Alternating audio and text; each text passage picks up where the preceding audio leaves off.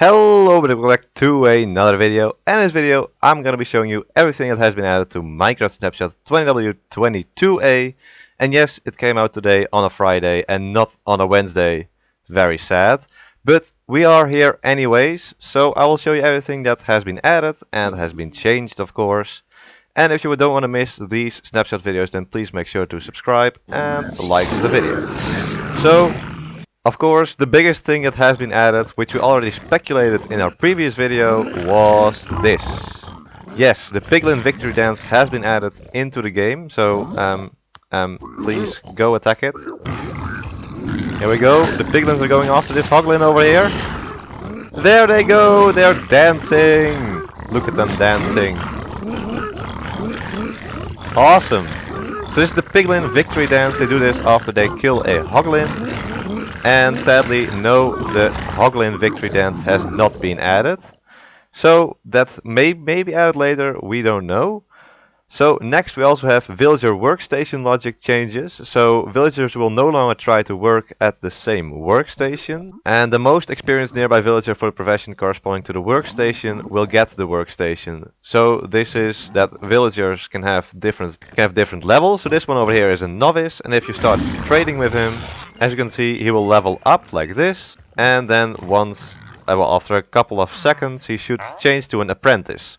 So now he also has a different belt over here, a bronze belt now, and he will now pick up this workstation before any other villager without this bronze belt. Okay, so villagers now have to walk to the workstation to actually get the profession. So let's see if we can see this happening. So let's go over here. Let's put a workstation, and let's also add a villager. So I think the villager now has to walk all the way over here before he can become a farmer. So he walks over there, and there we go, he becomes a farmer. So that's how it works now. And villagers can no longer claim workstations professions during raids or nighttime. So they can do it in the nether apparently, but they can't do it during the raids or the nighttime. And villagers will check to make sure the workstation is valid at all times of the day, as long as they're within 16 blocks of the workstation. So there we go, it immediately actually, well, deletes his profession. So that wasn't the case before, but now they've changed it to do that. So there we go, we see that again, and remove it. It immediately removes the profession of the villager. You can now place bells on the underside of more blocks. So that's nice. As you can see, you can place them over here now, and yeah, well, you can place them almost anywhere. When a villager that was traded with is struck by lightning, the witch it is converted to will no longer despawn. Okay, so let's see that happening.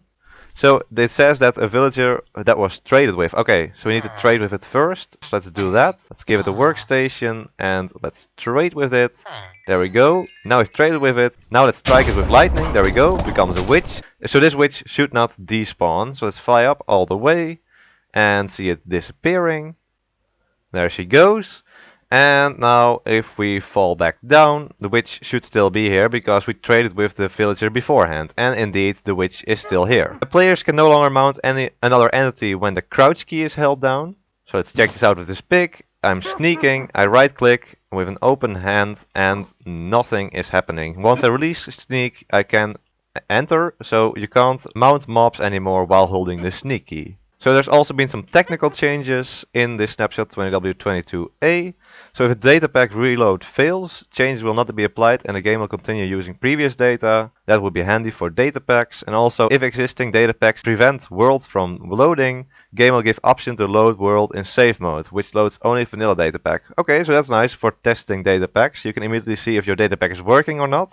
And the changes to datapack list are stored only after successful reload, okay? And so this save mode option is also added to the server, so you can load only with the vanilla datapack. And the game will now detect critical datapack issues like missing required tags and prevent world from being loaded. So just a lot of changes, well, additions to the datapack feature, which should make it safer to use. And then there's also some bug fixes, and one of them is especially uncommon because it's MC667, so that's the 676th bug ever reported, and we're now on like 200,000 or something like that. So that's that lily pads can be placed intersecting entities.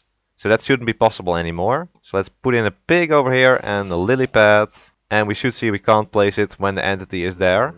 And this is true, so you can't place it here anymore. But you can place it around the entity. So that's one of the oldest bugs in Minecraft that has been fixed.